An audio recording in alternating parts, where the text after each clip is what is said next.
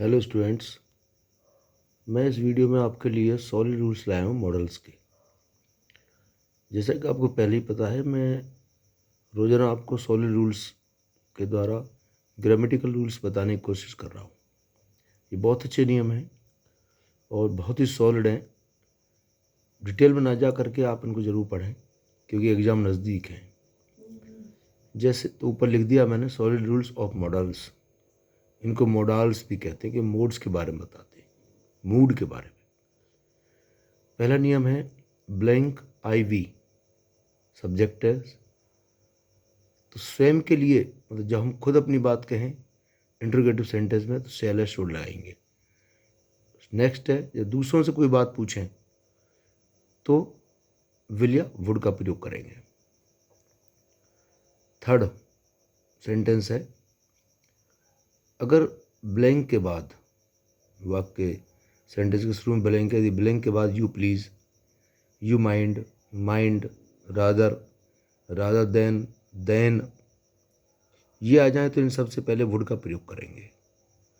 यदि ब्लैंक के बाद दैट प्लस सब्जेक्ट प्लस वर और आखिर में ये मार्क ऑफ एक्सक्लेमेशन लगा हो तो वुड का प्रयोग करेंगे। इसका मतलब काश वाला वाक्य है ये। जैसे would that I were A sarpanch, would that he were A prime minister, तो वुड का प्रयोग करेंगे। लाइक टू से पहले वुड। अब नेक्स्ट है फोर्थ नियम, लेस्ट। लेस्ट बराबर शुड आता है, सॉलिड रूल है बिल्कुल। यदि ब्लैंक से पहले suggested that, proposed that, offered that ये आ जाए तो इनके बाद शुड लगाते हैं। कन्फर्म। पांचवा है, यदि ब्लैंक वाक्य शुरू में है, दो सेंटेंस हैं, पहले वाक्य शुरू में ब्लैंक है और दूसरे सेंटेंस में विल शैल दे रखा है पहले ही, तो शुड का प्रयोग करेंगे। अगर यहाँ पर शुड दे रखा तो दूसरे वाक्य में विल शैल लगा देंगे या कैन में। एग्जाम्पल दिया मैंने आपके लिए। यहाँ पर शुड का मीनिंग इफ होता है, इफ। नेक्स्ट है इफ वाले वाक्य। यदि दो सेंटेंस हैं और सबसे पहले इफ दे रखा है, यदि इफ के बाद वर्ब की फर्स्ट फॉर्म है तो दूसरे सेंटेंस में विल शैल कैन में। यदि इफ के बाद वर्ब की सेकंड फॉर्म है तो दूसरे सेंटेंस में वुड या कुड। यदि इफ के बाद हैड है, सिर्फ हैड, तो दूसरे सेंटेंस में वुड या कुड। यदि इफ के बाद हैड प्लस थर्ड फॉर्म है तो दूसरे सेंटेंस में वुड हैव या कुड हैव प्लस वर्ब की थर्ड फॉर्म का प्रयोग करेंगे।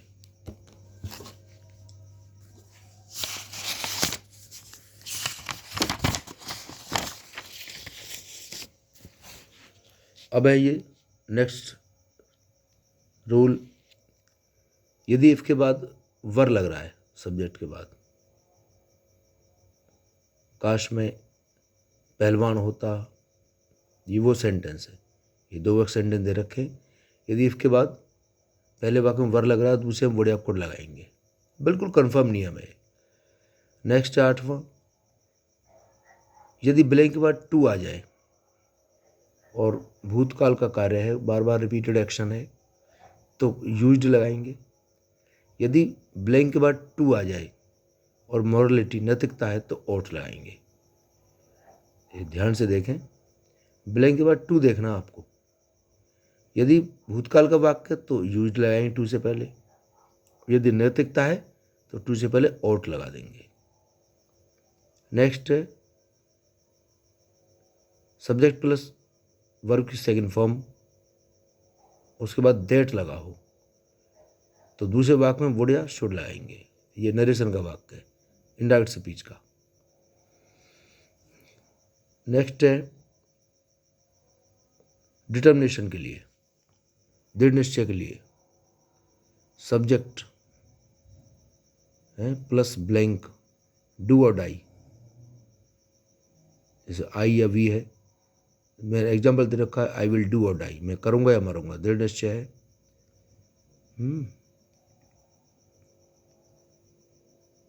अगला है लाइक टू से पहले विल या वुड, पोलाइट रिक्वेस्ट के लिए। एग्जाम्पल दिया है मैंने आपके लिए। दूसरों से कोई बात पूछते हैं, आप चाय लोगे, will you have a cup of T, तो विल का प्रयोग करेंगे, विल या वुड। अगर बहुत पोलाइट रिक्वेस्ट है तो वुड लगा देंगे। अब नेक्स्ट है सब्जेक्ट प्लस। आई या वी सब्जेक्ट है, तो इसमें थ्रेट, वार्निंग, प्रॉमिस के लिए आई वी के साथ विल, यू के साथ शैल। अब मे का नियम देखो, यदि ब्लैंक के बाद subject plus live long, subject plus God bless, यदि ब्लैंक के बाद सब्जेक्ट प्लस बी हैप्पी, और सबके बाद में ये मार्क ऑफ एक्सक्लेमेशन दे रखा है, exclamatory mark, subject plus be prosperous, subject plus pass, subject plus rest in peace, भगवान उसकी आत्मा को शांति दे। इन सबसे पहले मे का प्रयोग करेंगे, ये एग्जाम्पल मैंने दिए हैं आपके लिए। और सब्जेक्ट प्लस ब्लेस्ड विद, यदि दो वाक्यों के बीच में सो दैट आए, सो दैट से पहले यदि फर्स्ट फॉर्म है तो सो दैट के बाद मे या कैन लगाएंगे, सो दैट से पहले यदि सेकंड फॉर्म है तो सो दैट के बाद माइट या कुड लगाएंगे। 19वां नियम, यदि विशेज दैट सब्जेक्ट से पहले दे रखा हो तो मे लगाएंगे इनके बाद, यदि दैट से पहले विश्ड आ जाए तो माइट लगाएंगे। पॉसिबिलिटी के लिए मे का प्रयोग करेंगे। तो 20 रूल्स मैंने तैयार किए आपके लिए, बिल्कुल कंफर्म नियम है, सॉलिड रूल्स है मॉडल्स के। आप इनकी स्टडी करें, इनके एग्जाम्पल डालने की कोशिश करूँगा मैं। Wish you all the best.